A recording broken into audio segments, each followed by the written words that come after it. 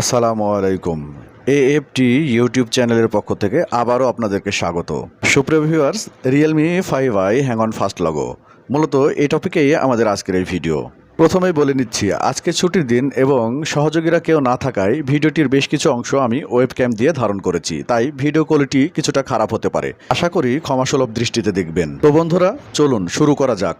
Realme 5i RMX 2030 এই ফোনটির common একটি ইস্যু হচ্ছে hang on fast logo. On হওয়া তো দূরের কথা, ফাস্ট লগো থেকে সেকেন্ড লগোতেও যেতে পারে না।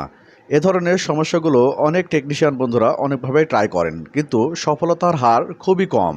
আর যেহেতু এ ধরনের সমস্যা এর আগেও আমি অনেকগুলো সমাধান করেছি, সেহেতু ভাবলাম এই মেথডটি আপনাদের মাঝে শেয়ার করার দরকার, যাতে আপনারা উপকৃত হতে পারেন। সুপ্রিয় ভিউয়ার্স, কাজটি করতে হলে আপনাদের কাছে থাকতে হবে একটি ইউএফআই বক্স, আর আমার এই মেথডটি ফলো করতে হবে। তাহলে আপনারা এক ক্লিকে 1 সেকেন্ডের মধ্যে এই সমস্যার সমাধান করে ফেলতে পারবেন।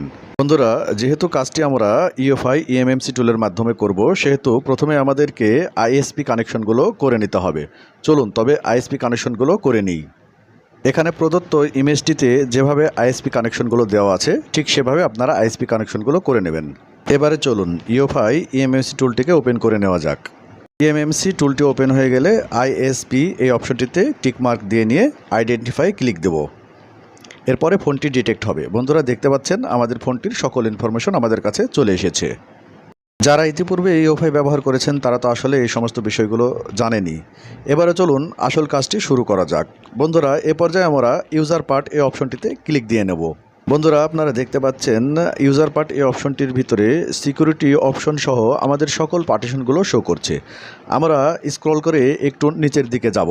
আমরা একটি পার্টিশনকে টিক মার্ক দিয়ে নেব।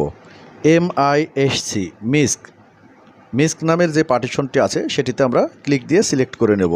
মিস্ক পার্টিশনটি সিলেক্ট করার পরে ইরেজ এই অপশনটিতে ক্লিক দিয়ে আমরা মিস্ক পার্টিশনটিকে ইরেজ করে নেব।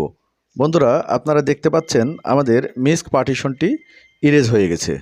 এই মিস্ক পার্টিশনটি ইরেজ হওয়ার সাথে সাথে ইনশাআল্লাহ আমাদের ফোনের সমস্যাটিও সমাধান হয়ে যাবে। এবারে আমরা ফোনটিকে কমপ্লিটলি অন করে দেখব যে আমাদের সমস্যাটি সমাধান হয়েছে কিনা। তার আগে আমাদেরকে খুব যত্ন সহকারে আইএসপি কানেকশনগুলো আবার রিমুভ করে নিতে হবে, এবং লক্ষ্য রাখতে হবে আইএসপি কানেকশনগুলো খোলার সময় যে সমস্ত রেজিস্টর বা কম্পোনেন্টের সাথে আইএসপি কানেকশনগুলো দেওয়া ছিল সেগুলো যেন আবার রিমুভ না হয়ে যায়। বন্ধুরা, যে সমস্ত রেজিস্টরের সাথে আমাদের আইএসপি কানেকশনগুলো থাকে সেগুলো রিমুভ হবার কারণে কিংবা নষ্ট হয়ে যাবার কারণে আমাদের ফোনটি কিন্তু ডেড কন্ডিশনে চলে যেতে পারে, তাই সতর্কতা অবলম্বন করতে হবে।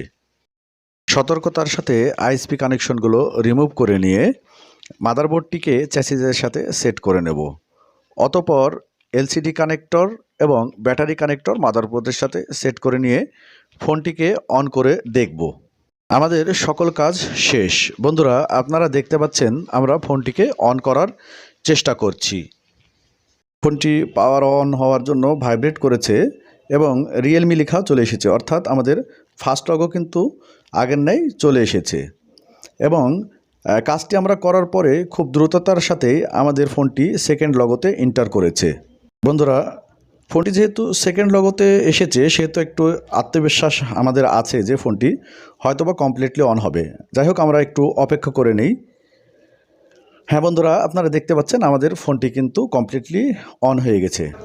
কাস্টমার যেহেতু আমাকে ফোনটি আনলক করার জন্য দেয়নি, সেহেতু সেই সমস্ত অপশনগুলো আমি আনটাচ রেখেছি এবং কাস্টমারের ডাটাগুলোও সেভ থাকবে। বন্ধুরা, আপনারাও যদি আমার এই মেথডটি ফলো করেন আপনাদের ফোনটিও ইনশাল্লাহ হবে।